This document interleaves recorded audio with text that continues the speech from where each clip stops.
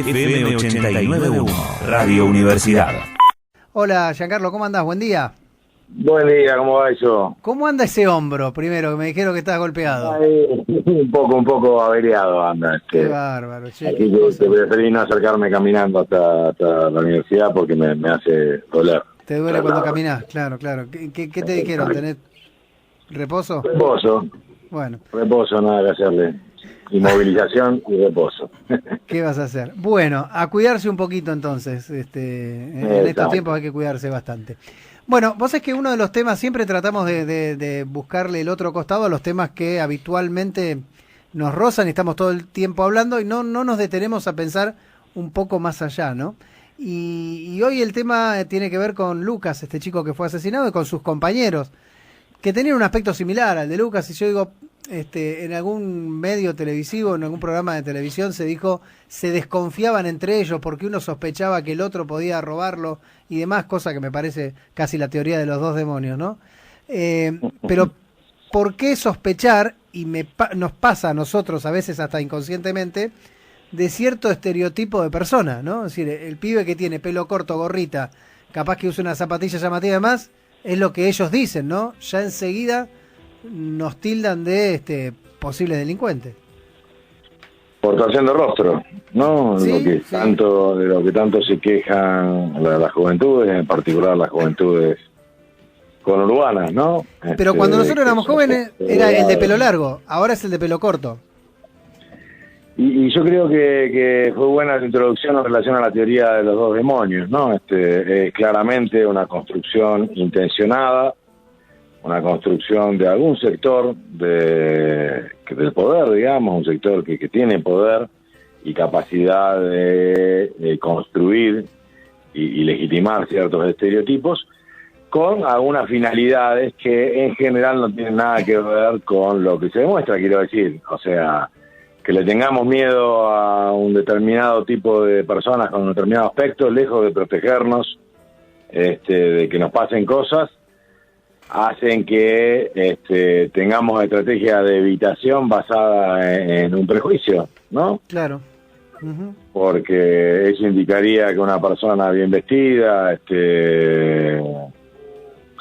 y de tez blanca no nos va a hacer daño, ¿no? Y sabemos que generalmente no los que más daño nos hacen se visten así. Pero bueno. Exactamente. Pero bueno, es de eso. Modo, ¿no? También. Eso también es interesante, digo, en las cárceles no hay muchos de los que se visten así, y los que se visten así en general están por delitos bastante complejos, ¿no? Sí. Quiero decir, hay un tema de clase que es ineludible, al control social, a las ideas que hacen que nos guiemos a las creencias, por decirlo así, para decirlo más exactamente, que hacen que nos guiemos de un modo u otro en la vida, y que muchas veces la psicología es muy clara en esto. Mientras más lo evitas, más te arriesgas a que te pase, ¿no? Esto en Pero general. vos que pensaba también es que quién determina cuál es la manera de vestirse y cuál es el sospechoso, lo digo todo entre comillas, ¿no? Porque yo me acuerdo cuando era joven iba a bailar, había un boliche en la avenida Córdoba que se llamaba Dimensión, famoso por no dejar, por el famoso, ¿cómo se dice? Que no te dejaban derecho a admisión. Derecho a admisión. Y en aquel momento el que no iba con zapatos no entraba. Y digo, mirá cómo cambiaron las cosas, que hoy el que no va con unas zapatillas importantes no entra. Claro, como decís vos, no tiene mucho que ver con la identidad de las personas o con los riesgos estadísticos que implican, sino con una serie de creencias. Y me parece en estos momentos, lo hablábamos en el último encuentro, si no me equivoco, cuando nos preguntábamos si era lícito que una persona con función pública y candidato, y creo que con algún cargo en este momento, pueda decir que hay que agujerearlos como un queso gruyère, claro, ¿no? Sí. Afortunadamente hay como algunos movimientos que están claramente ahí impulsando a que esto no pueda suceder, que están poniendo el peso, digamos, en la importancia de cuidar el lenguaje. Lo hemos sufrido, la humanidad lo sabe muy bien, que vamos a citar el clásico ejemplo de régimen nazi, digamos, en Alemania, que una de las formas que encontró para ir legitimando que luego se puedan asesinar a vecinos, Claro. a personas, que se pueda hacer de un modo explícito y abierto, fue en principio negarles humanidad, ¿no? Llamar a los judíos ratas. Entonces, bueno, una vez que le decimos ratas, podemos matarlos después, Claro, ¿no? claro. Puede haber como cierto consenso para matarlos. Mucho tiempo antes del experimento nazi, claramente África fue el campo de experimento de deshumanización de las personas y de negarle la humanidad a los negros, de modo tal que los gobiernos coloniales pudiesen tratarlos como no personas, ¿no? Sí, sí, sí. Ahora bien, un pibe chorro, ratero, rata, llenarlos de agujeros como un queso gruyère. Bueno, claramente ahí estamos entrando en un lenguaje estigmatizante, deshumanizante, y que no es para nada inocente ni libre de riesgos, ¿no? Yo cada vez que se desata, y estábamos hablando la semana pasada o la otra sobre el tema de la baja estabilidad y estas cuestiones, digo, el eco de eso es eventos de gatillo fácil. Claro. Yo pensaba que Lo tenemos estudiado, esto es así. Cada vez que sale a decir esto, inmediatamente luego empezamos a tener un aumento de casos de gatillo fácil o digámoslo más técnicamente, de situaciones de abuso policial o de violencia institucional, ¿no? Uh-huh. Que es de lo que estamos hablando en este caso. Sí, y pensaba que por ahí muchos de esos chicos no saben ni lo que es un queso gruyère, pero bueno, es una historia mucho más profunda, pero sí hay muchos otros que, como decís vos, que por ahí con guante blando y demás, y que conocen muy bien el queso gruyère, merecerían estar en un lugar fuera de la sociedad, pagando por algunas culpas. Pero la verdad es que pensaba, ¿no? ¿Qué le pasa por la cabeza a un pibe que se sabe sospechoso, ¿no? Porque digo, yo tengo pelo corto, soy morochito, me puse un aro, no sé, lo que fuere, y digo, y yo sé, lamentablemente sé que van a sospechar de mí. ¿Qué pasa por la cabeza de un pibe? Ya, el otro día me lo decía un compañero bastante tiempo atrás, voy a citarlo textualmente, porque lo decía con una sensibilidad que me parece que tiene un impacto que tiene que tener. Dice, yo soy negro y feo, decía él de él mismo, asumiendo los estereotipos sociales de belleza, ¿no? y de raza, casi te diría, ¿no? O sea, ahí negro. Y mi hijo es igual. Y tengo mucho miedo cuando sale a la calle. Tengo mucho miedo porque le pueden pasar montones de cosas solo por ser negro y feo. Entonces, ¿qué le pasa? Y sí, la verdad que es muy difícil reconocerse desde una mirada de otro que estigmatiza, ¿no? Y esto tiene efectos muy, muy importantes en la salud de la población. Esto lo hemos investigado con mucho detalle en el conurbano y en particular en La Matanza. ¿Cuáles son las cosas que hacen que las personas sufran? ¿Sí? ¿Cuáles son los padecimientos que tienen las personas y que no tienen un lugar al que recurrir para resolver este padecimiento? Quiero decir, si a uno le duele la muela, sabe que tiene que ir al dentista. Pero cuando uno padece de abuso de autoridad o de violencia policial, no sabe muy bien a quién recurrir,